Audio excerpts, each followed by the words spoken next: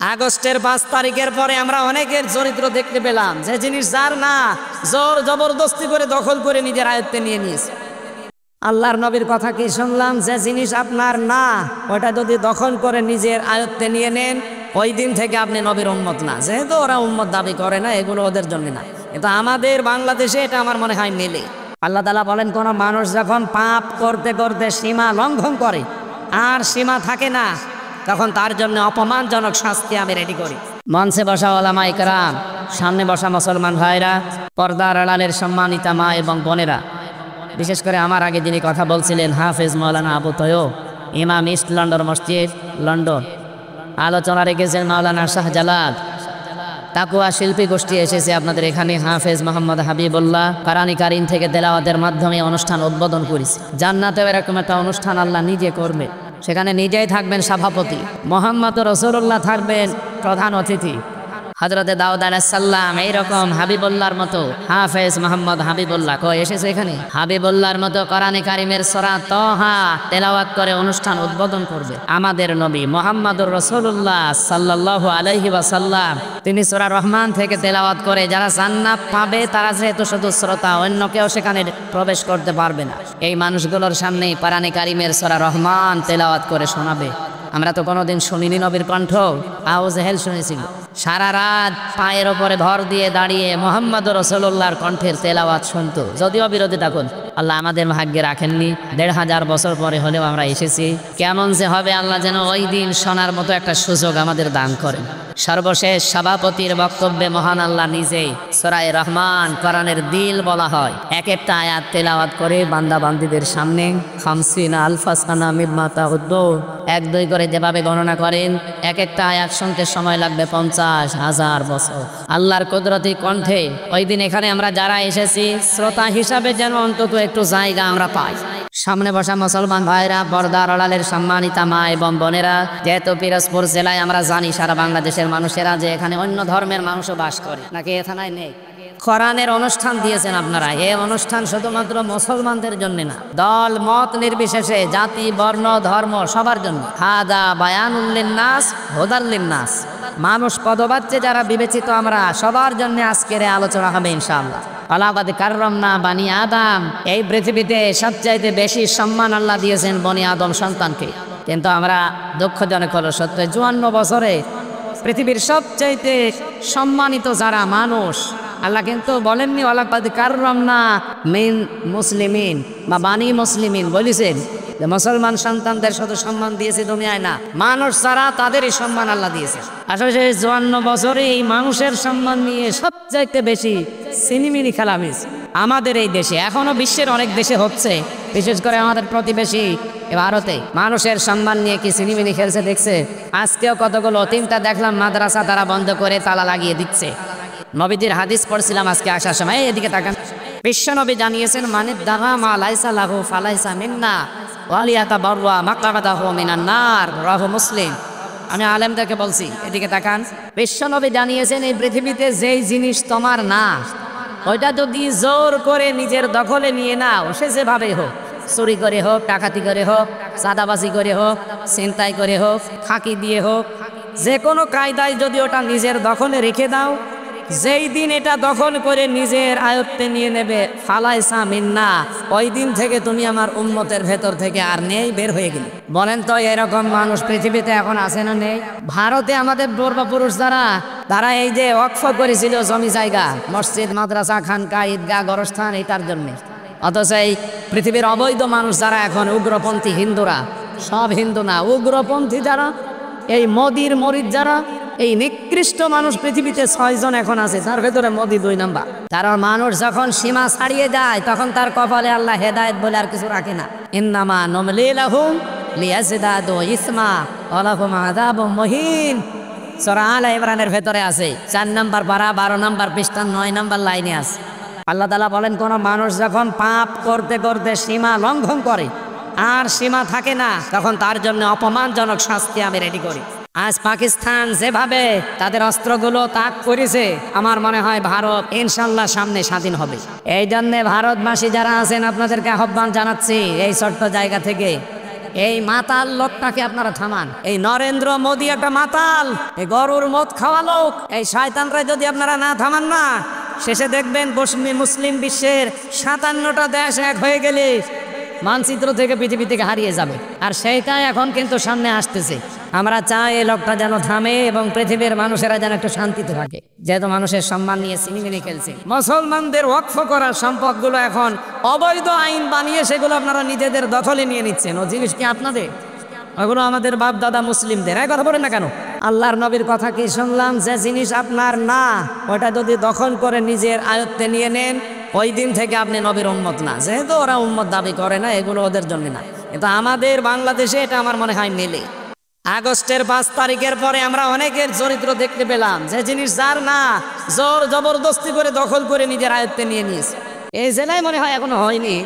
হ্যাঁ হয়েছে, আমিও জানি। আগস্টের 5 তারিখের পর থেকে অনেকে বিসমিল্লাহ ছাড়াই শুরু করেছে, যে বাবা শাহজালাল সব হালাল। না, এখানে একটা পয়েন্ট আছে হাদিসের টিকাতে, এটা বলা দরকার।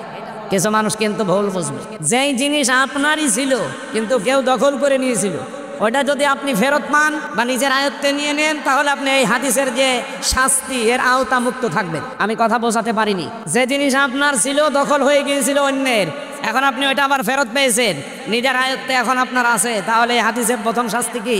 যে ফালাইসা মিন্না, আপনি নবীর উম্মত নেই, এই শাস্তি আপনার জন্য না।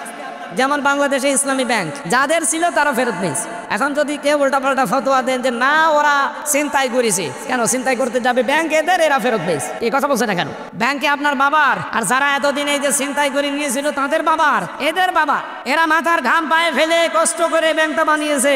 এতদিন আপনারা ছিনতাই করে নিয়েছিলেন, এরা এখন ফেরত পেয়েছে। তাহলে হারানো জিনিস ফেরত পাওয়া গেলে ওইটার জন্য আপনি এই হাদিসের শাস্তির বাইরে আপনি নবীর উম্মত থাকবেন না, না এটা না। কিন্তু যারা অন্যের জিনিস নিজের দখলে রেখেছেন, ওটা ফেরত দেন ভাই। নাই তো আপনি যেহেতু নবীর উম্মত নেই, হয় আপনি ইহুদি হবেন, নাই খ্রিস্টান হবেন, নাই মুশরিক হবেন, নাই বৌদ্ধ হবেন। কথা বলছে না? নবীর উম্মত না থাকলে অন্য কোনো কিছু তো হবেনি। 4,500 ধর্মের লোক আমরা এই দুনিয়ায় বাস করছি, খালি একমাত্র নাজাত প্রাপ্ত মানুষ আমরা যারা মুসলিম, নবীর উম্মত। এর বাইরে যত জাতির লোক আছে, কোরআনের আয়াত, সবাই ক্ষতিগ্রস্ত। আহুয়া ফিল আখিরাতি মিনাল খাসিরিন। সুতরাং যারা আল্লাহর নবীর উম্মতের ভেতরে এখন নেই, অন্যের জিনিস চাঁদাবাজি করে, দখল করে, জোর জবরদস্তি করে নিজের আয়ত্তে রেখেছেন, যেহেতু নবীর উম্মত আপনি নেই, আপনি মরে গেলে আপনার জানাজা দেওয়া বেকার, আপনাকে কবরে দেওয়া বেকার। একটু কড়া হয়ে যাচ্ছে না?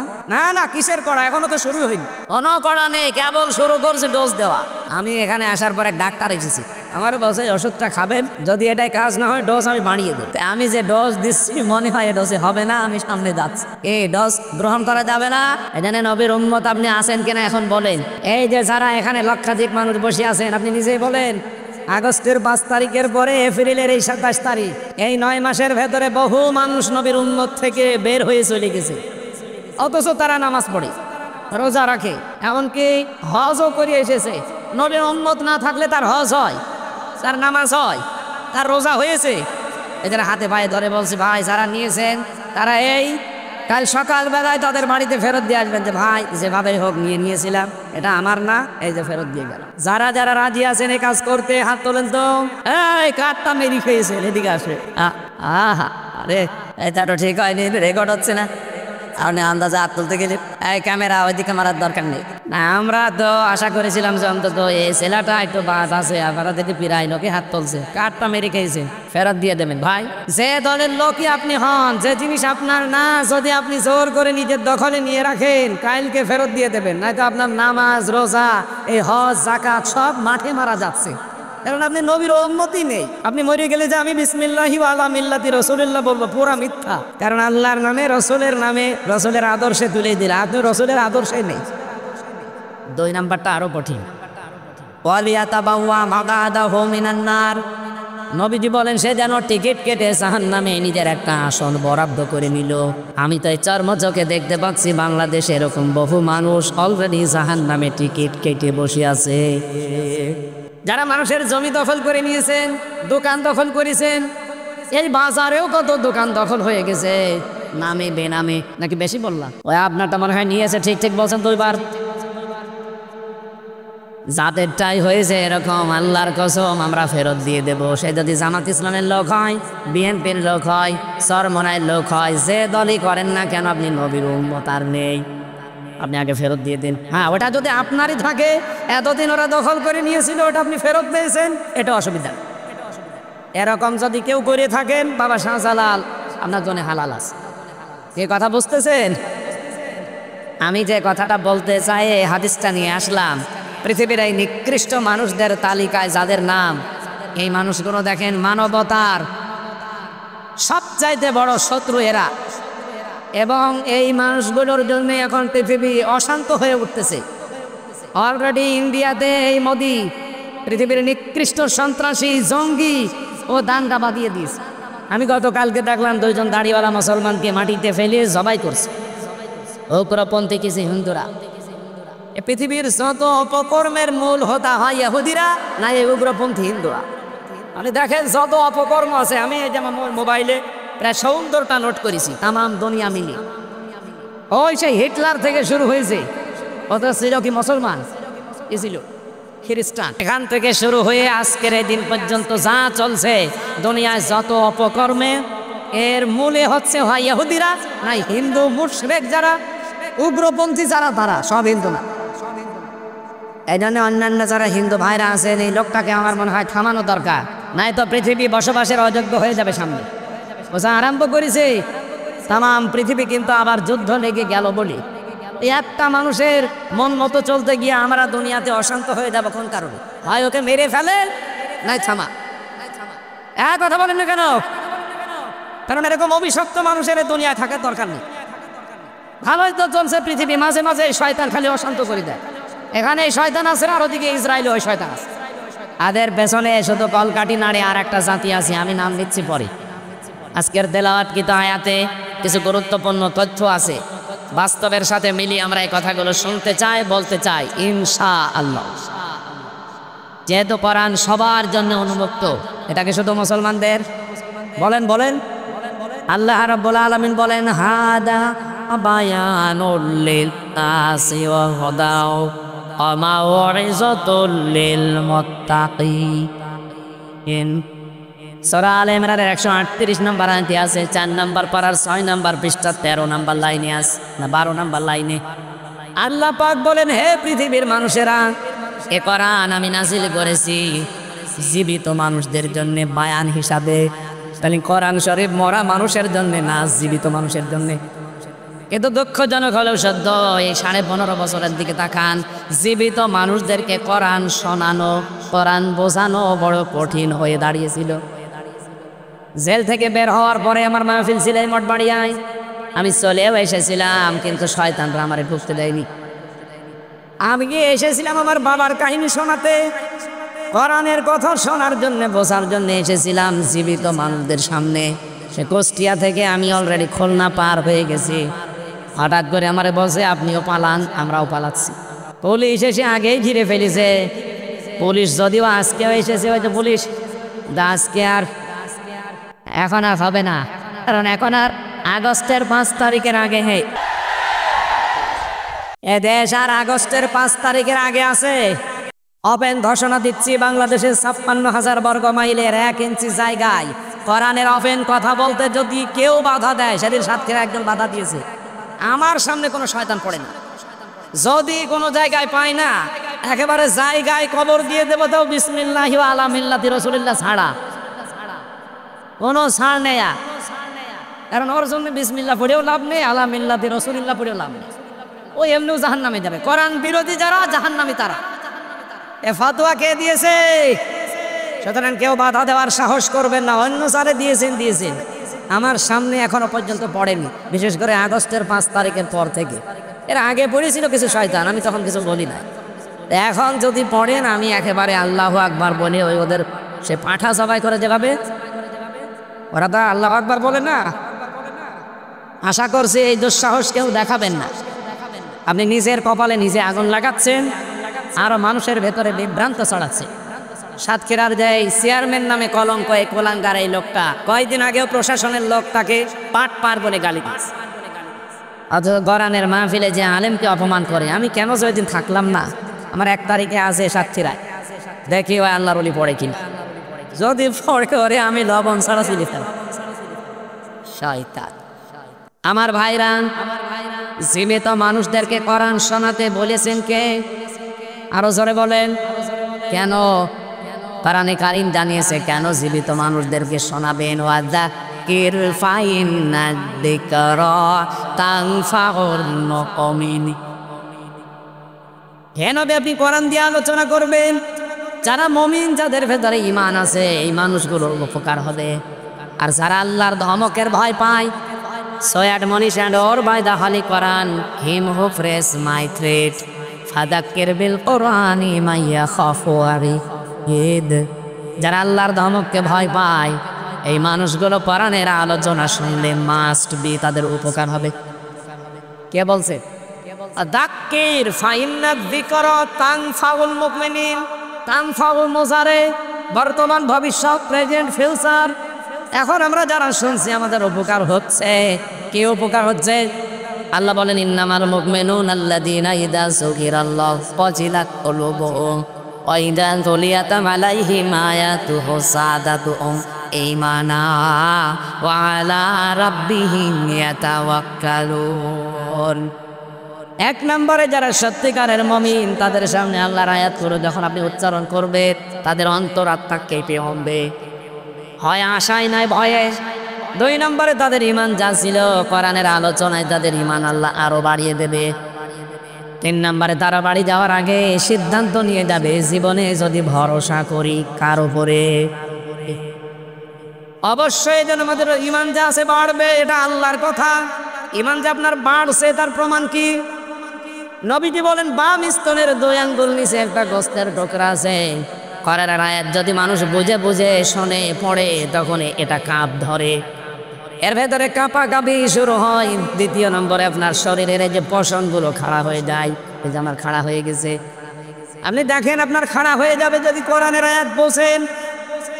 তিন নম্বরে ওয়াইদা সামিউ মা উনজিলা ইলার রাসূলি তারা আয়ুনাহুম তাফিদু মিনাত দামি মিম্মা আরাফু মিনাল হক। সূরা মায়েদা 7 নম্বর বার প্রথম নম্বর পৃষ্ঠার প্রথম নম্বর লাইনের 83 নম্বর আয়াতে আছে।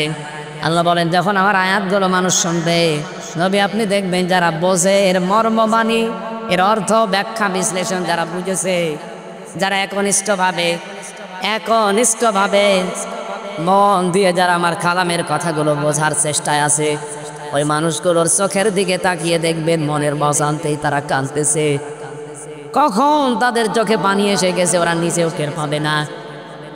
এই জন্য আপনি যদি মন থেকে শোনেন, এই উপকারগুলো মাস্ট বি সামনে হবে। আর আমার কয়েকটা আরম্ভ হয়ে গেছে। পশম খাড়া হয়ে যাওয়া, বাম স্তনের 2 আঙ্গুল নিচে গোস্তের টুকরা কাঁপা কাঁপি করা, এটা অলরেডি আমাদের হচ্ছে। 3 নাম্বারটা চোখ দিয়ে পানিও আসবে। আমি দেখতে পাচ্ছি আপনি অনেকের দিকে তাকান, একনিষ্ঠ কাবে তাকিয়ে আছে, কখন যে কেঁদে ফেলেছে ও নিজেও টের পাবে না। আল্লাহ রাব্বুল আলামিন কোরআনে কারীম দিয়েছেন জীবিত মানুষদের জন্য, অথচ যারা এই 15.5 বছর বাধা দিলেন, তাদের বাবা মা মরে গেলে আমার ডেকে বলতো হুজুর কোরআন পড়ে দিন। আপনার বাবা মরে গেছে, এখন কোরআন পড়ে করবো কি? যতদিন জীবিত ছিল ততদিন যদি পড়তেন, পড়াতেন, বোঝাতেন, কাজ হইতো। কি কথা বলেন? এ থানার ভেতরেই মনে হয় এক জায়গায় গত বছরে জেল থেকে বের হওয়ার পরে আমি আসতে যে কথাও বলেছিলাম, কয়েক কিলো মনে হয় আমার বাকি ছিল, 2-3 কিলো। পুলিশ আমার আগে এসে প্রায় 1-1.5 গাড়ি ভরে গেছে। ওরা বলছে হুজুর আসলে আমরা যেভাবেই হোক ধরবো। আজকে ধরেন তো ভাই, আজকে ধরে নিয়ে যান সে বন্দি করে। যাদের কথা মতো এই কাজগুলো মানুষগুলো করেছিল, দোষ শুধু এদের তো না, দোষ এদের বড় বড় যে অফিসারগুলো ছিল আর যারা বাধা দিয়েছিল ওই শয়তান। জীবিত মানুষদের আমরা আসি কোরআন শুনতে, আর ওরা বলে না মরিয়ে গেছে, এখন পড়ে করবো কি?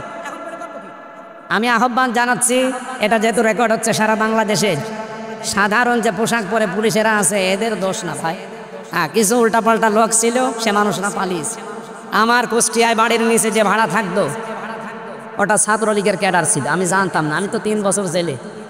ও ম্যাডাম যারে পাড়িয়েছে তারই ভাড়া দিয়েছে, আর প্রশাসনের লোক না দিলে তো সমস্যা করবে। পরে আগস্টের 5 তারিখের পরে বিকালবেলা এই যে আল্লাহর ওলি পালিয়েছে, আজ পর্যন্ত আমরা কোনো খোঁজ নেই। তালা লাগানো এই 9 মাস, ভাড়াও পাই না, জিনিসপত্রও খুলতে পারি। কোথায় যে গেছে তার বউ ছেলে মেয়েরও খোঁজ নেই। কি করলেন আপনি? টাকা পয়সা কামাই করে কি করলেন বলো? এই কিছু কিছু অফিসারের কারণে, কোলাঙ্গার যে মানুষগুলো, তাদের কারণে সাধারণ কনস্টেবল যারা এসআই এই মানুষগুলো আজ জাতির কাছে এখনো পর্যন্ত কালার হয়ে আছে। এরা এই পোশাক দেখলে এখনো ঘৃণা করে না। এই পোশাক তার দোষ না, এটা সম্মানিত পোশাক। নবীজি দুইটা শ্রেণীর মানুষকে বলেছে তারা জাহান্নামের সাথে তাদের চোখ কোনোদিন আগুনে জ্বলবে না। এক নম্বরে যারা রাতের বেলা উঠে গনার কথা স্মরণ করে কান্নাকাটি করে, আর দুই নম্বরে এই প্রশাসনের লোকজন যারা রাতের বেলা আমাদের জানমাল ইজ্জত আবরু পাহারা দেওয়ার জন্য রাত জেগে থাকে। আমি এই মঠবাড়িয়া থেকে কুষ্টিয়া এখান থেকে যাবার সময় অন্তত 10 জায়গায় ওরা রাতের বেলা পাহারা দিচ্ছে। অথচ যারা এই কাজ 15.5 বছরে করেছে, এই কঠিন অবস্থা, তারা কি পাহারা কোনোদিন দেয়? ওই ডিসি এসপি টিওনো এরা কোনোদিন ওসি পাহারা দেয়? তারা তো ঠিকই তার জায়গা মতো, কিন্তু এদেরকে কালার করে দিয়ে গেল।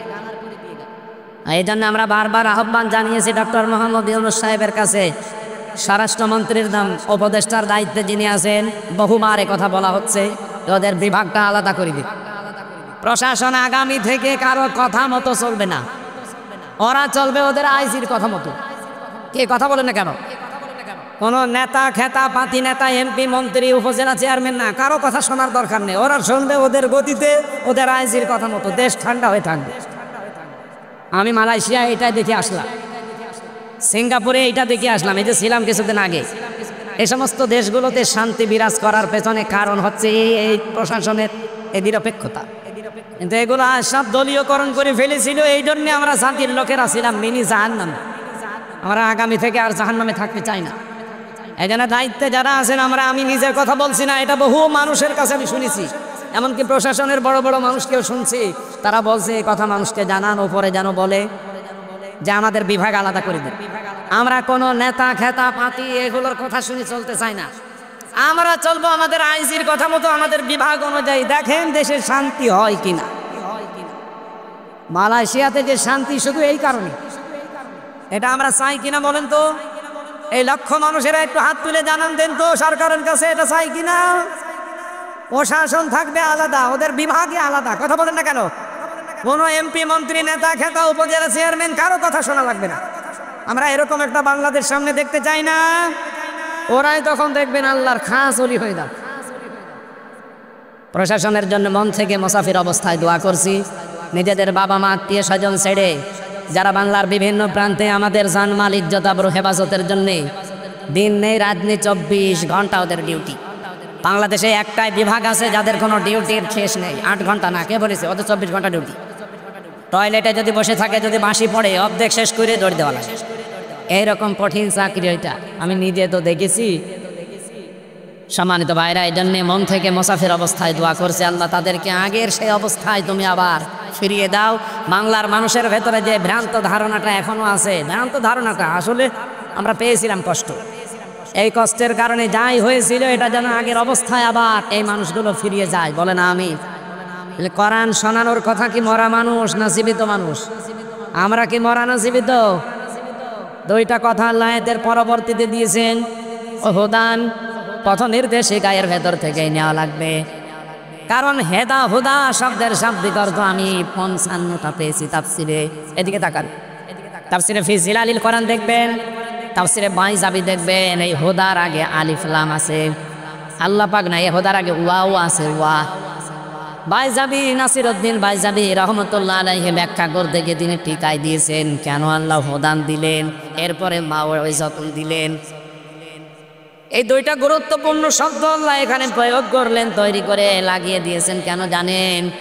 এই পৃথিবীতে একমাত্র হেদায়েতের কিতাব একটাই আছে, তার নাম কোরআন শরীফ। কোরআন বাদ দিয়ে পৃথিবীর কোনো কিতাব আপনাকে হেদায়েত দেওয়ার ক্ষমতা রাখে? বলেন বলেন। সুতরাং পৃথিবীর কোনো কিতাব পড়ে আপনি হেদায়েত পেতে পারেন না কোরআন ছাড়া।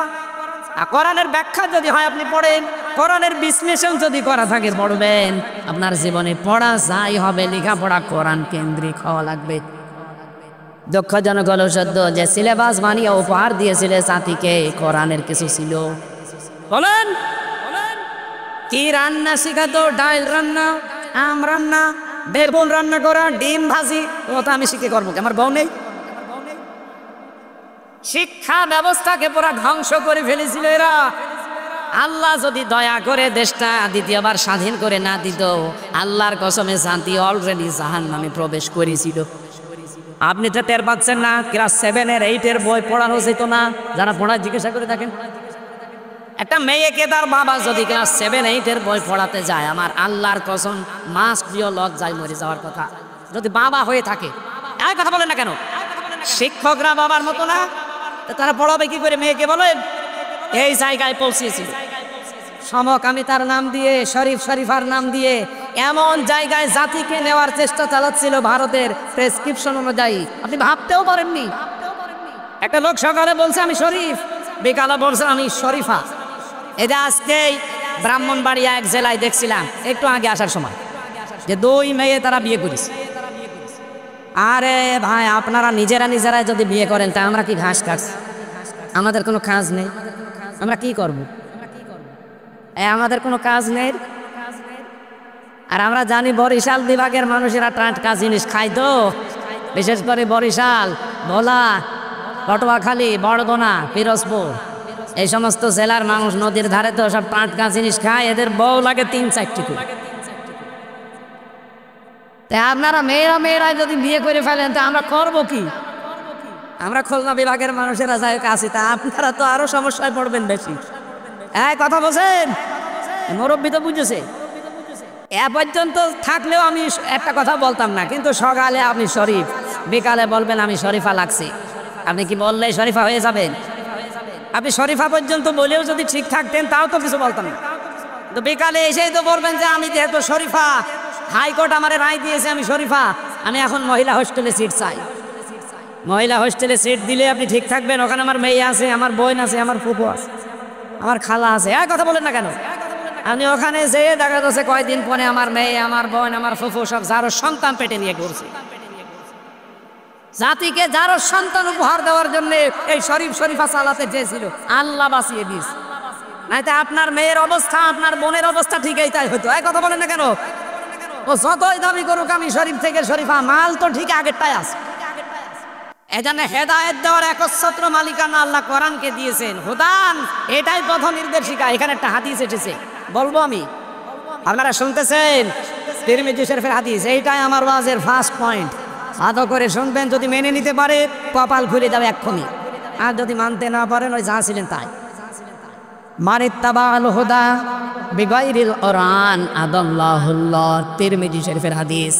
নবীজি বলেন যেখানে কোরআন নেই, যেহেতু হেদায়েত দেওয়ার মালিক আল্লাহ, আল্লাহ কাকে দিয়েছে? কোরআনকে। বলেন আরো জোরে বলুন। পৃথিবীর কোন পীরের হাতে হেদায়েত আছে? না, নেই। আমি আজকে চারমোনার ময়দান পুরা ঘুরে দেখলাম, মাদ্রাসা সরসিনার পুরা মাদ্রাসা, সারাদিনে 2 জায়গায় গিয়েছিলাম। NS মাদ্রাসা, যেটা কামিল মাদ্রাসা, যে চালুকাঠি, ওখানে গিয়েছিলাম কয়েকদিন আগে। পুরা মাদ্রাসাগুলো ঘুরে ঘুরে আমি দেখেছি, এই দরবারগুলোতে শিরিক পেলাম না। আপনারা যাবেন। কিছু মত পার্থক্য আমাদের সাথে আছে, ওটা আমি মেনে নিয়েছি। এখন জাতীয় স্বার্থে বাংলাদেশের মানুষের এটা মেনে নেওয়া লাগবে। তাদের যে খেদমতগুলো, এটা আমাদের এখন স্বীকার করা দরকার জাতির। আপনাদের এই বরিশাল বিভাগে বিশেষ করে এলাকাগুলোতে কোরআনের প্রসার, মানুষকে আল্লাহর দিকে ডাকার জন্যে সৈয়দ ইসহাক রহমতুল্লাহ আলাইহে, এটা মহেবুল্লাহ, শাহ মহেবুল্লাহ আহমেদ রহমতুল্লাহ আলাইহে, এই মানুষগুলোর যে কাজ কারবার, তারা যে মাদ্রাসাগুলো প্রতিষ্ঠা করে যে দিনের আলো ছড়িয়েছে, আমার মনে হয় এই মানুষগুলোর কীর্তিময় কাজগুলো জাতির সামনে অন্তত তুলে ধরা দরকার। আমি অনেকক্ষণ ছিলাম, এক জায়গায় প্রায় 2 ঘন্টা 2.5 ঘন্টা সময় কাটিয়েছি। বহু কিছু আজকে আমি এতদিন উল্টাপাল্টা ধারণা অনেকের প্রতি ছিল। মনে করতাম শুধু চট্টগ্রামের বাইতুল শরফের মরহুম মাওলানা আব্দুল জব্বার রহমতুল্লাহ আলাইহি, এইটা বাদ দিয়ে বাংলাদেশে আর মনে হয় সেরকম কিছু নেই। সব জায়গায় যা শুনতাম যে শিরিক বেদাত ভরপুর। আছে শিরিক বেদাতও আছে, যেমন 8 বছর শিরিক বেদাত আছে, মাঝ ভান্ডারি শিরিক বেদাত আছে, সুরেশ্বরী। আপনি যান প্রকাশ্য শিরিক পাবেন। দেওয়ানবাগি, রাজারবাগি, কুতুববাগি, এগুলো 100 ভাগের 99 ভাগ শিরিক চলে। এরা দেখবেন আল্লাহ বাদ দিয়ে অন্যান্য নামে জিকির করে। আমার তাহেরি ভাই এ জিকির করছে কার নামে? ইয়া আলী বাবা, শাহ আলী বাবা, কেবলা বাবা, দয়াল বাবা, আগলা বাবা, পাগলা বাবা, ন্যাংটা বাবা দোয়া চলছে। আমি নিজে তার মুখে শুনেছি, ইয়ালি বাবা, শালি বাবা, ফতে বাবা বলেন আল্লাহ বাদে কারো নামে জিকির জায়েজ আছে। হ্যাঁ, যদি চট্টগ্রামের বাইতুল শরফে, চারমোনার ময়দানে, সরসিনার ময়দানে যদি আল্লাহ বাদে অন্য কারোর নামে জিকির হয়, আপনারা ওখানে যাবেন না। এই কথা বলেন না কেন? না, আল্লাহ বাদে অন্যের নামে জিকির করা হারাম। সূরা আরাফ 9 নম্বর পারা 13 নম্বর পৃষ্ঠা 4 নম্বর লাইনের 181 নম্বর আয়াতে আছে। না, 180 নম্বর আয়াত। ওয়ালাকাদ যারানা লি জাহান্নামা কাসীরাম মিনাল জিন্নি ওয়াল ইনসি, আয়াতের পরের আয়াত কি? আয়াতের পরের আয়াত কি? না না, এই আয়াতের পরেরটা। যাই হোক, আমি আয়াত নাম্বার বলে দিয়েছি, বাড়ি যে আপনার দরকার বিশ্বাস না হলে মিলিয়ে নেবেন। সূরা আরাফ 9 নম্বর পারা 13 নম্বর পৃষ্ঠা 4 নম্বর লাইনে আছে 80 নম্বর 180 নম্বর আয়াত। যে কোনো তাফসিরের সাথে মিলাবেন। আল্লাহ বাদে অন্যের নাতে কেউ যদি মিলিয়েও ডাকে, যারুল্লাযীনা ইলহাদুনা ফি আসমাই, কেউ যদি আল্লাহর নামকে এলহাদ করে, এলহাদ মানে পাল্টিয়ে ফেলা, এই যে আল্লাহর নাম ওরা পাল্টিয়ে ইয়ালি বাবা, শালি বাবা, কেল্লা বাবা, ফতে বাবা, আল্লাহর নাম আছে একটা। কোথায় আপনি পেলেন এগুলো? এই জন্য আমি যে সমস্ত দরবারগুলো নিজে দেখে আসলাম, আপনারা দরকার হয় বড় বড় আলেম যারা আছেন দেশে যাবেন দেখতে। যদি দেখেন যে শিরিক বেদাত এখানেও আছে, ওখানে মানুষকে যেতে নিষেধ করবে। যেহেতু এই সমস্ত জায়গার নিয়মগুলো দেখে আসলাম, এরা জিকির আল্লাহর নামেই করছে, এরা দরুদ রাসূলুল্লাহর নামেই পড়ছে। কিন্তু কিছু মানুষ যেখানে শিরিক আর বেদাত প্রকাশ্যে, যেখানে আল্লাহর নামই পুরো পাল্টিয়ে ফেলিস, এমনকি আল্লাহর নামই বাদ দিয়ে দিয়েছে, এই জায়গায় গেলে আপনার ঈমান থাকবে না যাবে? তা আমি অন্তত থাকতে আপনার ঈমান চলে যাবে, আর আমি বসে বসে ঘাস কাটবো। 55 বছর পর্যন্ত আল্লামা সাইদি রহমতুল্লাহ আলাইহি এই কথাগুলো জাতিকে জানাতে চেয়েছিল, আপনারা শিরিক করবেন না নামের ভেতরে, আল্লাহর নামে। রাসূলুল্লাহকে তুলতে তুলতে এমন উপরে তুলে ফেলে, আল্লাহর উপরে সম্মান দিয়ে দেয় না। স্থান ঠিক রাখা লাগবে। 1 নম্বরে কে, 2 নম্বরে রাসূলুল্লাহ, 3 নম্বরে মা বাবা। বলেন বলেন, আপনি সিরিয়াল ঠিক না রেখে একবারে মা বাবাকে আল্লাহর উপরে তুলে দেবেন, আপনি ইমান থাকবে? আমার ভাইরা, এবার আমি হাদিসের যে ব্যাখ্যা বলার জন্য এই হাদিসটা পড়লাম, শব্দ ছিল আদাল্লাহুল্লাহ। আমি আরবি গ্রামার যারা বোঝে, জানে, বালাগাত মানতে পড়ে, এখানে বহু আলেম আছে। আমি একটু বাড়িতে যে ওনাদের আলাদা জিজ্ঞাসা করেন তো, শব্দ নবীজি যদি বলতেন দল্লা ইয়াদিল্লু, তাও বাংলা অর্থ হয়ে যেত। কিন্তু বাংলা অর্থ আসতো সোলাসি মুজাররাদ থেকে আসলে যে আপনি নিজেই নিজেকে খারাপ বানিয়ে ফেলেছেন। কিন্তু আদাল্লা ইউদিল্লু বাবে ইফাল থেকে এসেছে শব্দটা, এর খাসিয়াত আছে 9টা। বাবে ইফাল থেকে যদি কোনো শব্দ আসে, তখন বাংলা অর্থ দাঁড়ায় আপনি হয়তো ভালো হওয়ার নিয়তেই কোনো জায়গায় গিয়েছিলেন, কিন্তু কোরআন সেখানে ছিল না, কোরআনের কর্মসূচি ছিল না।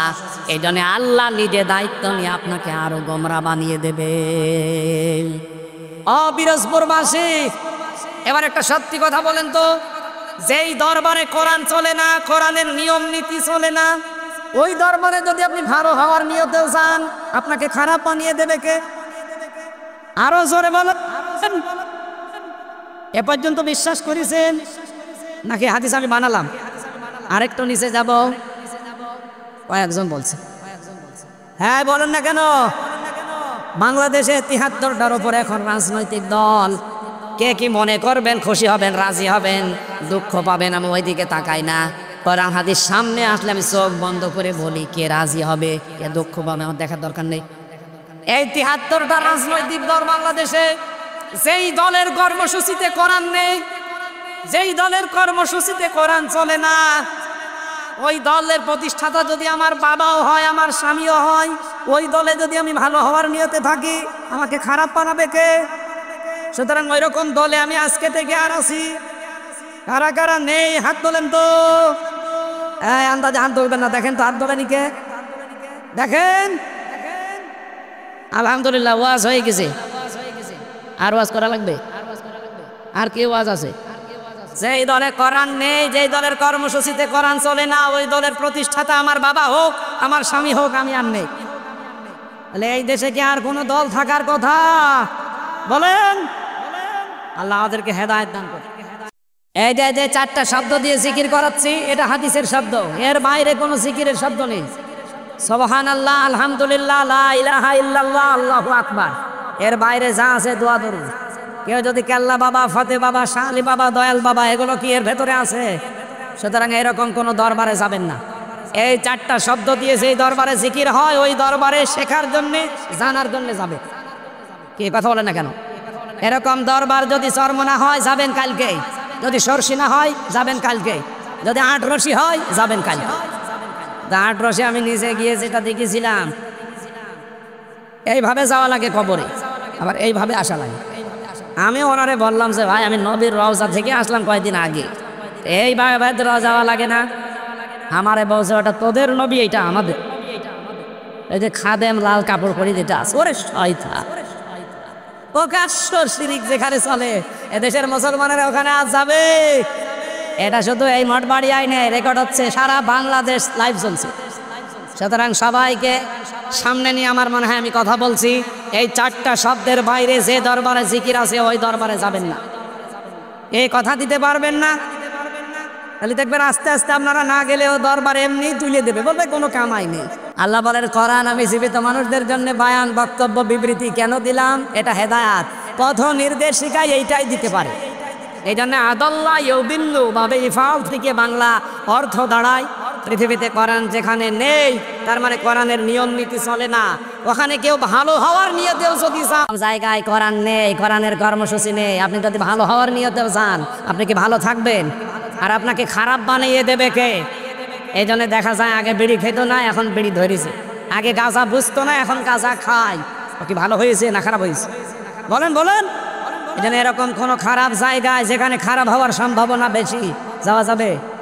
আল্লাহ আমাদেরকে বাঁচিয়ে দেন, বলেন আমিন। 2 নম্বরে মাউইজাতুন, এর ভেতরে উপদেশ আছে। মাউইজা শব্দের অর্থ 33টা। 1 নম্বরে মাউইজাতুন মানে প্রেসক্রিপশন। কি বললাম? বলেন বলেন। আমরা ডাক্তারের কাছে যান, আপনি মঠবাড়িয়া যদি MBBS ডাক্তার হয় দেখবেন 4টা জিনিস লেখা থাকে। 1 নম্বরে ওখানে পাবেন ডাক্তারের নাম, ওর নিচে ওনার ডিগ্রি লেখা থাকে। 2 নম্বরে লিখবে আপনার নাম, এবার আপনার বয়স। 3 নম্বরে ঔষধের নাম লিখবে, এর পাশাপাশি ঔষধের ডোজগুলো লিখে দেবে যে এই ঔষধের ডোজ এই। 4 নম্বরে লিখবে যে কয়দিন চলবে এটা, 7 দিন বা 15 দিন বা 1 মাস, এরপরে ঔষধ পাল্টিয়ে অন্য ঔষধ দেবে। আমি কি বেশি বললাম না? ঠিক আছে, কোরআন শরীফ আমি এই প্রেসক্রিপশনের সাথে মিলিয়ে এই 4টা জিনিস পেয়েছি। আমার তেলাওয়াতকৃত আয়াত যেহেতু সূরা মায়েদা 54 নম্বর আয়াত, আমরা এই প্রেসক্রিপশন অনুযায়ী কথা বলতে চাই। 4টা ধাপ আছে এখানে, ধাপ আছে 4টা। যেহেতু ভাই একটু সময় দিচ্ছে, আমরা 15-20 মিনিট মতো বললে থাকবেন তো? থাকবেন আপনারা? এবার আপনি এই প্রেসক্রিপশন অনুযায়ী কথা শুনে। আউযু বিল্লাহি মিনাশ শাইতানির রাজিম, বিসমিল্লাহির রহমানির রহিম। ইয়া আইয়ুহাল্লাযীনা আমানু মাইয়ারতাদ্দা মিনকুম আন দীনিহি ফাসাউফা ইয়াতিল্লাহু বিকাওমিন ইউহিব্বুহুম ওয়া ইউহিব্বুনাহু আদিল্লাহ ইলা আখিরি আয়াত সূরা মায়েদা। কোন সূরা? এদিকে তাকান ভাই, কষ্ট হয়ে যাচ্ছে। সূরা মায়েদা 120টা আয়াত আছে, 16টা রুকু আছে। মদিনায় নাজিল হয়েছে, মাত্র 1 আয়াতের 4 ভাগের 1 ভাগ আমরা পড়লাম। আয়াত নাম্বার 54। কত? মায়েদা মানে দস্তরখানা। মায়েদা মানে কি? খাবারের প্লেট, দস্তরখানা। এই পৃথিবীকে আল্লাহ দস্তরখানা বানিয়ে আমাদের সামনে পেশ করেছেন, আমাদেরকে আহ্বান জানিয়েছেন যে দস্তরখানা তামাম দুনিয়া এটা খাবারের প্লেট। এই সূরার নামকরণ দিয়ে আমি তাফসিরে ইবনে কাসিরের ভেতরে পড়েছি, পৃথিবীর মানুষকে আল্লাহ অভয় দিয়েছেন খাবারের চিন্তা তোমার করার দরকার নেই, তোমার চিন্তা ইবাদত নিয়ে। খাবারের চিন্তা কার? আমা মিন দাব্বাতিন ফিল আরদি ইল্লা আলাল্লাহি রিজকুহা। জমিনে এমন কোনো বিচরণশীল জীব নেই যার রিস্কের দায়িত্ব আল্লাহ নিজের হাতে তুলে নেয়নি। এজন্য রিজিক নিয়ে কোনো ভয় নেই, কোনো চিন্তা নেই। আপনি না খেয়ে মরে যাবেন না, যা লেখা আছে এটা আপনার কাছে আসবে। আপনার চিন্তা করা দরকার যেটা নিয়ে আপনি পার হবেন, তার নাম কি? ইবাদত। বলেন বলেন। এই ইবাদতের ভেতরে সর্বোত্তম ইবাদত যেটা, সেই ইবাদতের প্রথম শব্দটা আল্লাহ আয়াতে দিয়েছেন, ইয়া আইয়ুহাল্লাযীনা আমানু, ওই হে যারা ঈমানের দাবি করো, মাইয়ার তাদ্দা মিনকুম, তোমাদের ভেতরে যদি কেউ ফিরে যায়, এটা ইরতিদাদ বাবে ইফতিআল থেকে এর বাংলা অর্থ দাঁড়ায় যারা হক থেকে বাতিলের দিকে মুখ ফিরিয়ে চলে যায়। এই আয়াতটা বাংলাদেশে কত বাস্তবসম্মত আমার মনে হয় ১৫০০ বছর আগে না, এই আজকে এই আয়াতটা নতুন করে আরেকবার নাজিল হয়েছে। আল্লাহ বোঝাতে চেয়েছেন, পৃথিবীর ইমানদারেরা, বাংলার ইমানদারেরা শোনো, তোমাদের ভেতরে কেউ যদি আল্লাহর দিন থেকে মুখ ফিরিয়ে চলে যায়, হক থেকে বাতিলের দিকে মুখ ফিরিয়ে চলে যায়, তোমরা কি মনে করো আমি আল্লাহ দুর্বল হয়ে যাব, আমার আল্লাহর ক্ষমতা একটু কমে যাবে? না। ফাসাও ফায়াতিল্লাহ, এদিকে তাকান, এই ছেলে ওটা ওটি করলে তো সমস্যা, আমি গুরুত্বপূর্ণ কয়েকটা পয়েন্ট আছে। মুরব্বী আরেকটু বসতে পারবেন না? আমার ভাইরা, আমার যে কথা ছিল প্রথমে, আমরা যদি আজ এই আয়াতটা বাংলাদেশের সাথে মিলাই, আগস্টের 5 তারিখের পর থেকে আমি অন্তত মিলাতে পেরেছি। বহু মানুষ নামে বেনামে আল্লাহর দিন থেকে বিভিন্ন শ্রোতা নাতা সামনে নিয়ে এসে ফিরে চলে যাচ্ছে। আজ এই দেশে একামতের দিন যারা আছে তাদের অনেকে দোষ দিয়ে চলে যাচ্ছে আল্লাহর দিন থেকে ফিরে, বলছে এদেশে জামাত ইসলামের কারণে আমরা আর এদেশের ইসলামে নেই, ইসলামী দলে নেই, আমরা চলে যাচ্ছি অন্যদিকে। আরে ভাই, জামাত ইসলাম থেকে আপনাকে ইসলাম পালন করতে বলছে কে? আপনি তো ইসলাম পালন করবেন আল্লাহর দিন দেখে। এই কথা বলেন না কেন? এই দেশে দিনের কোনো বিধান চালু করতে পারেন না, আর কিছু হলে তখন দিনের বিধান অনুযায়ী বিচার চান। আপনি চলবেন, চলাফেরা করবেন বাংলার ময়দানে, বাংলার ময়দানে চলাফেরা করতে যে আপনার স্টাইল হবে আমেরিকার মতো, ব্রিটেনের মতো, আর ধর্ষিতা হলে তখন আপনি বিচার চাবেন আফগানিস্তানের মতো। এটা পাগলামি না? আপনি চলছেন বাংলার এই জমিনে বাংলাদেশের মতো, চলাফেরা আপনার আমেরিকার স্টাইলে, ধর্ষিতা হলে তখন আপনি বিচার চাবেন সৌদি আরব অথবা আফগানিস্তানের স্টাইলে। এ পাগলামি করা বাদ দেন, আগে আফগানিস্তানের মতো, সৌদি আরবের মতো কোরআনের এই নিয়ম নীতিগুলো এখানে কায়েম করেন, এরপরে দেখেন জেনা করে আপনি টিকে থাকতে পারেন কিনা।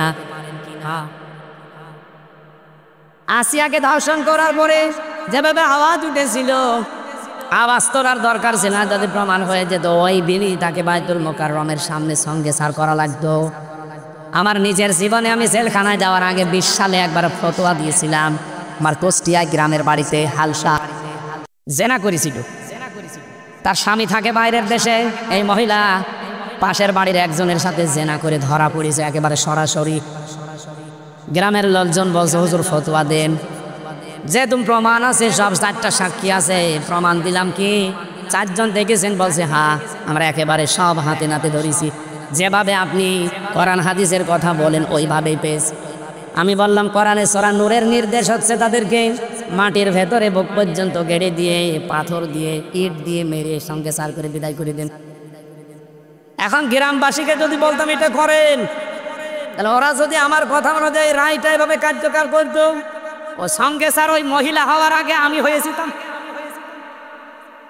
মহিলা সঙ্গে স্যার হয়তো সকালে সকালে যদি 10টায় হয়তো আমি সকাল 7টায় হয়ে যেতাম, ওই পুলিশ আমার ধরে নিয়ে যেত। যা হুজুর, এ দেশে ফতোয়া দেবেন দেন, এ দেশে কোরআনের আইন চলে, দিনের বিধান এই দেশে চলে, আপনি ফতোয়া দিয়েছেন এ পর্যন্ত থাকতো, কার্যকর করতে গেলেন কেন?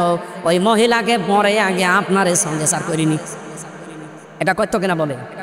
যদি বিশ্বাস না হয় পুলিশের জিজ্ঞাসা করেন, ওইটাই করতো, কারণ এদেশে তো নেই।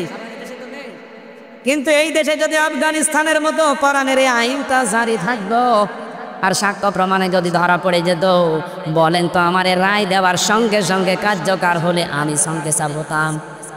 গ্রামের লোক কিছু মানুষ না বুঝে এখনো আমার উপরে রাগ করে, আপনি খালি ফতোয়াই দিয়ে গেলেন, কিছু করতে পারলেন না, করবো কি করে? আমার পেছনে কোনো ব্যাকআপ আছে, কোনো শক্তি আছে, কোনো পাওয়ার আছে, ওই পাওয়ারটাই হাতে নেওয়ার জন্যই তো আমরা চেষ্টায় আছি যে জেনা করে আসিয়ার ধর্ষিতা যদি আর না বসে, সারা বাংলাদেশে আর কেউ আসিয়ার মতো মেয়েদের দিকে চোখ তুলে তাকাবে না।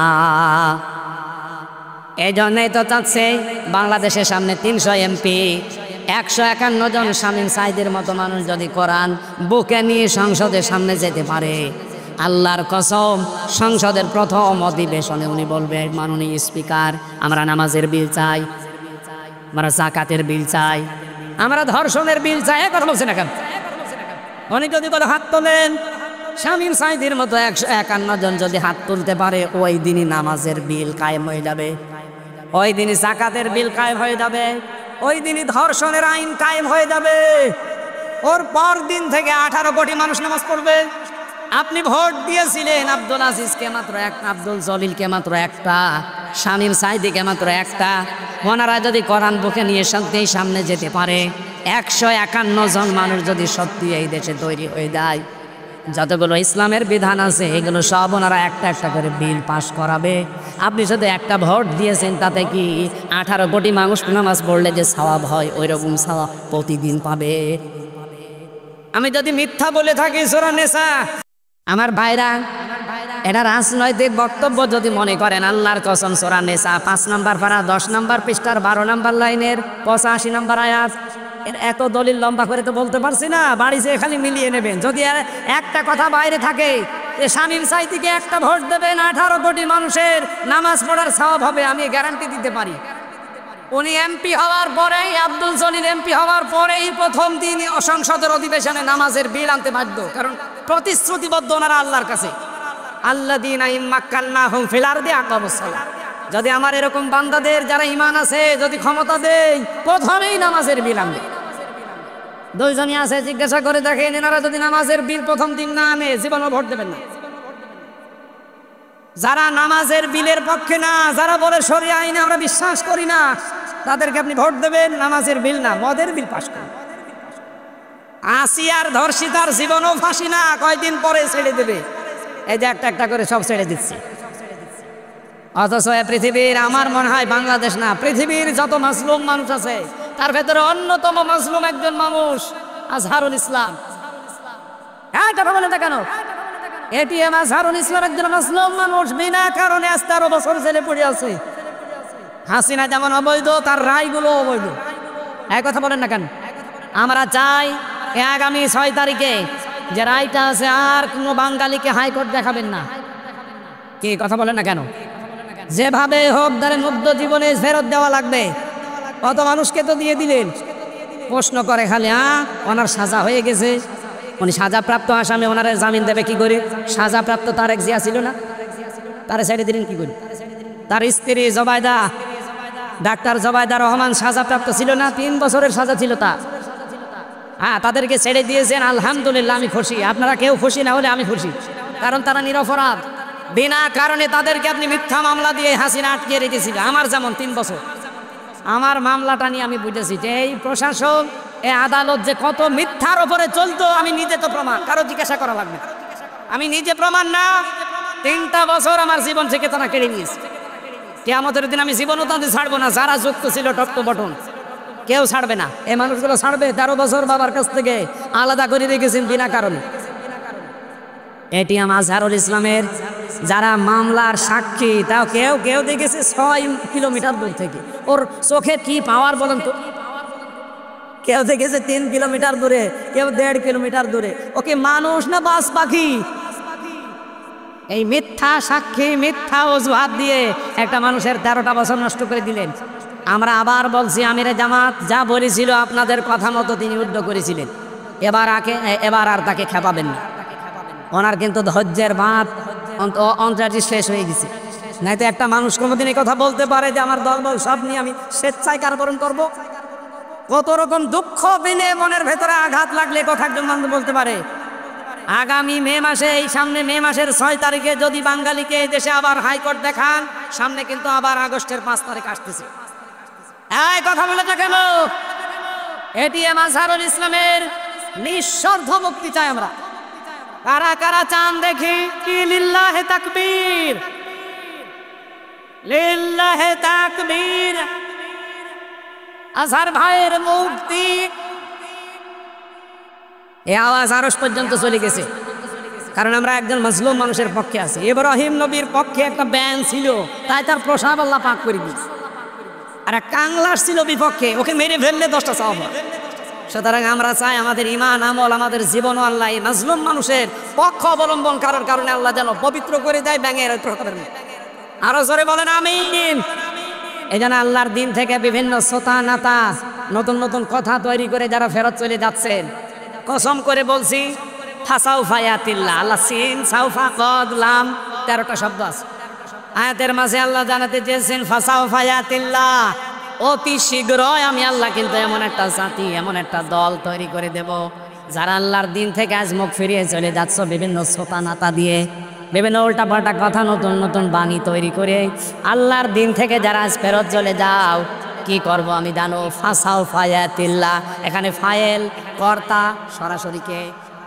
আল্লাহ বলেন আমি নিয়ে আনবো বিকৌমিন, এমন একটা জাতিকে এমন একটা দলকে ইউহিব্বুহুম ওয়া ইউহিব্বুনাহু, তারা আমাকে যেমন ভালোবাসে আমি আল্লাহ নিজেও তাদেরকে ভালোবাসবো। আমার তো আয়াত পড়ার পরে মনে হচ্ছে আগস্টের 5 তারিখের পরে বহু মানুষ দিন থেকে ফিরে চলে গেছে, আর বহু মানুষ তাদের কপালের কারণে দিনের ভেতরে আসতেছে। এই কথা বলেন না কেন? দিনের ভেতরে যখন মানুষ আসবে, ইদা জা নাসরুল্লাহি ওয়াল ফাত, আল্লাহর সাহায্য যখন আসবে তার প্রথম নিদর্শন আপনি দেখবেন বিজয় চলে এসেছে। যেহেতু আল্লাহর সাহায্য আমরা দেখতে পেয়েছি এই দেশে, আপনি জীবনে কল্পনা করতে পারেন আগস্টের 5 তারিখের আগে এই জায়গায় লক্ষাধিক মানুষ আমির হামজার সামনে বসবে, কল্পনার বাইরে ছিল। কারণ বহুবারে পিরোজপুরে এসে আমি আবার ফেরত গেছি, এটা আল্লাহ যেহেতু বিজয় দিয়েছে হালকা অলফাত, আল্লাহর সাহায্য আসলে বিজয় আসবে। বিজয় আসার 9টা নিদর্শন আয়াতের ভেতরে আমি পেয়েছি। 1 নম্বরে অরাইতান নাসা ইয়াদখুলুনা ফি দীনিল্লাহি আফওয়াজা, হে নবী আপনি দেখবেন দলে দলে পালে পালে মানুষ ইসলামে প্রবেশ করছে। আমার কুষ্টিয়ার ওজান গ্রাম ইউনিয়ন গত কয়েকদিন আগে এক ইউনিয়নে 4000 মানুষ আল্লাহর দিন কায়েম করবে এই জন্য সফলবদ্ধ হয়েছে। এটা ওয়ারাইতান নাসা ইয়াদখুলুনা ফি দীনিল্লাহি আফওয়াজা, দলে দলে মানুষ ইসলামে আসবে। এতদিন তারা আল্লাহর তৈরি আইন দুনিয়ায় কায়েমের বিরুদ্ধে ছিল, মানুষের তৈরি করা আইন এই পৃথিবীতে প্রতিষ্ঠার জন্য তারা চেষ্টা চালিয়েছে। আর এই মানুষগুলো এখন ফরম পূরণ করে বলছে আমরা আল্লাহর দিন কায়েমের সহযোগী হতে চাই। বলেন সুবহানাল্লাহ। আমার ভাইরা, এই আয়াতের যে মূল কথাগুলো আমি পেয়েছি, এখানে প্রায় 29টা পয়েন্ট আছে। আমার তাফসিরে আমি নিজে আজকে পড়ে আসলাম। এদিকে তাকা। প্রথম নম্বরে আল্লাহ বলেন এমন একটা দল এমন একটা জাতি আমি তৈরি করবো যদি তোমরা মুখ ফিরিয়ে নিয়ে চলে যাওয়ার দিন থেকে। এজন্য নিজের সাথে পাগলামি করবেন না। কত মানুষ আজ বিভিন্ন দলের দোহাই দিয়ে তারা চলে যাচ্ছে আল্লাহর দিন থেকে। আমি নাম ধরে বলছি, চাঁপাইনবাবগঞ্জের পাপি আর তার স্বামী 2 জন অলরেডি গালি গালাজ দিয়ে তারা এখন ইসলাম থেকে বের হয়ে গেছে। কারণ তারা আলেমদেরকে গালি দেয়, তারা বলছে যুদ্ধ অপরাধের বিচার এভাবে শেষ করে দেওয়া ঠিক হয়নি, এটা কন্টিনিউ করে রাখা দরকার, আরও নিরপরাধ মানুষকে যেন ফাঁসি দেওয়া যায়। কথা বলেন না কেন? আরে হাসিনা তো সাজিয়েছিল নিজের মন মতো, নিরপরাধ মানুষকে তারা ফাঁসি দিয়ে দুনিয়া থেকে বিদায় করেছে। ওইটা যদি চালু রাখতেন এখন অনেক মানুষ দুনিয়া থেকে বিদায় হয়েছে। তো কথা বলেন না কেন? এমনকি আমিও প্রায় পড়ে গিয়েছিলাম যদি বয়স হইতো। আমার 33 বছর বয়সের জন্য মিলাতে পারেনি, যদি বয়স আমার মনে হয় 70 হয়তো আমারও ঝুলিয়ে দিত। তারপরেও আল্লামা সাইদি বিদায় নেওয়ার পর ভেতর থেকে আল্লামা মামুনুল হক, আমির হামজা, আমি নিজে আমরা মনে করেছিলাম এবার মনে হয় আমাদের পালা। কারণ ভেতরে যে অবস্থা ওখানে মেরে ফেললেও কোনো অসুবিধা নেই, বলবে যে চিকিৎসাধীন অবস্থায় মরে গেছে। আল্লামা সাইদির নামে যেমন চালিয়ে দিল যে চিকিৎসাধীন অবস্থায় মরে গেছে। কে বলেছে আপনাকে? ইনজেকশন দিয়ে কথা বলেন না কেন? তারা এই হত্যার তদন্ত এবং বিচার আপনারা চান না? যারা যারা জড়িত ছিল প্রত্যেকের বিচার হওয়া না।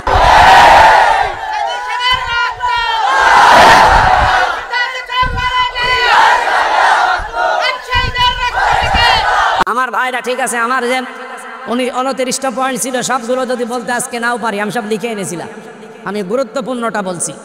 আল্লাহ বলে মানুষ যখন দিন থেকে বিভিন্ন সোতানাতা দিয়ে ফেরত চলে যাবে। আজ আপনি কার দোহাই দিয়ে ফেরত চলে যাচ্ছেন? বলেন জামাত ইসলাম ভালো না, চরমনায় ভালো না, এর হেফাজত ইসলাম ভালো না। কি ভালো কোনটা? এই ভালো কোনটা দিয়ে আপনি চলে যাচ্ছেন আল্লাহর দিন থেকে? যদি কোনোটা ভালো না লাগে নিজে দিনের মন মতো করে আপনি চলেন আর নিজে একটা তৈরি করেন, তাও মানুষের তৈরি করা আইন প্রতিষ্ঠায় নিজেকে জড়াবেন। মানুষের তৈরি করা আইন প্রতিষ্ঠায় জড়ালে আপনি কাফের। বলেন সূরা আলে ইমরান 4 নম্বর পারা 9 নম্বর পৃষ্ঠা 3 নম্বর লাইনের 154 নম্বর আয়াতের মাঝের অংশে আয়াতটা লিখে বাড়িতে যে মিলা। আল্লাহর তৈরি আইন বাদ দিয়ে মানুষের তৈরি আইন যারা দুনিয়ায় প্রতিষ্ঠা করার জন্য দল করে, আন্দোলন করে, ভোট করে, মিছিল মিটিং করে, এই মানুষগুলোকে কোনো অধিকার আল্লাহ দেয়নি। এই জন্য আল্লাহ নতুন করে তখন একটা দল তৈরি করবেন যারা আল্লাহকে ভালোবাসবে বা আল্লাহ তাদেরকে ভালোবাসবে। সেই দলে যেন আল্লাহ আমাদেরকে শামিল করে। বলেন বলেন বলেন, খুব গুরুত্বপূর্ণ পয়েন্ট এটা। আজ যারা ফিরে যাচ্ছেন আল্লাহর দিন থেকে, আল্লাহর কোনো অসুবিধা নেই, আল্লাহ অতি শীঘ্র একটা দল তৈরি করে দেবে। আর আমার মনে হয় বাংলাদেশে সেরকম একটা দল আল্লাহ তৈরি করে দিয়েছে। যারা আল্লাহকে ভালোবাসে জীবন দিয়ে, তারাও আল্লাহকে ভালোবাসে। এবং এই মানুষগুলোর কয়েকটা গুণ আল্লাহ দিয়েছেন। কি গুণ? আজিল্লাতিন আলাল মুমিনিন আইজ্জাতিন আলাল কাফিরিন। তারা মুমিনদের উপরে হবে দয়ার্ধ।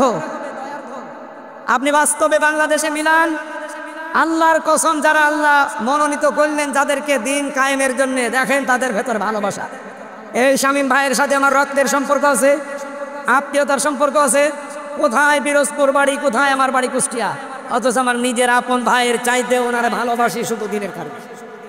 এক কথা বলেন না কেন? চট্টগ্রামের শাহজাহান চৌধুরী, ওনারে ভালোবাসি আমি শুধু দিনের কারণে। তাছাড়া জীবনে ওনার সাথে আমার রক্তের সম্পর্ক না, কোনো কিছু আত্মীয় না। বাংলাদেশ সহ বিশ্বে যারা একামতে দিনের কর্মী, দেখবেন এদের ভেতর আল্লাহ এটা তৈরি করে দেয়। আজিল্লাতিন আলাল মুমিনিন, তারা মুমিনদের উপরে হবে রহম দিন। এমন করুণা, আমার নিজের সত্যি কথা বলছি, নিজের ভাইয়ের প্রতি এত মহব্বত জাগে না। একামতে দিনের কর্মী, তার বাড়ি যদি সেই কক্সবাজার হয়, এত মহব্বত তৈরি করে দিয়েছে কে? কিন্তু আইজ্জাতিন আলাল কাফিরিন, কাফেরদের প্রতি তারা হবে কঠোর। আর এই মন মানসিকতা আল্লাহ আমাদের দিয়েছে। কাফেরদের কোনো অনুষ্ঠানের প্রতি আমরা কঠোর না। এই দেশ সহ বিশ্বে কাফেরদের যত রকমের এই যে নারী কমিশন যেটা তৈরি করেছে আল্লাহর কোরআনের বিরুদ্ধে, সর্বপ্রথম এই দেশের আলেম ওলামা যারা, একামতে দিনের কর্মী যারা, তারা এর বিরুদ্ধে। এই জন্য কাফেরদের প্রতি যারা কঠোর, এ গুণ আল্লাহ তাদের তৈরি করে দেবে। আপনি নিজেকেই দেখবেন পাল্টিয়ে ফেলবে। ইউজাহিদুনা ফি সাবিলিল্লাহ ওয়ালা ইয়াখাফুনা লাওমাতা লাইম, তারা আল্লাহর দিনের পথে চলতে গিয়ে কারো তিরস্কারের ভয় করবে না। জানিকা ফাদলুল্লাহ, আল্লাহ বলেন যারে তারে আমি এই কাজে লাগাই না, এটা আল্লাহর অনুগ্রহ। এটা কি? সুতরাং একামতে দিন কায়েমের জন্য যারা এই লাইনে আছেন, নিজেকে ছোট ভাববেন না, মনে করবেন আল্লাহ দয়া করে আপনাকে রাস্তায় তুলে নিয়ে এসেছে। জালিকা ফাদলুল্লাহ ইউতিহি মাইয়াশা, আল্লাহ যাকে চায় তাকে রাস্তায় নিয়ে আসে। আল্লাহু ওয়াসিউন আলিম, আল্লাহ প্রশস্ত এবং জ্ঞানী। এবারে আয়াতের ভেতরে 4টা পয়েন্ট আছে। আমার কি দেরি হয়ে যাচ্ছে?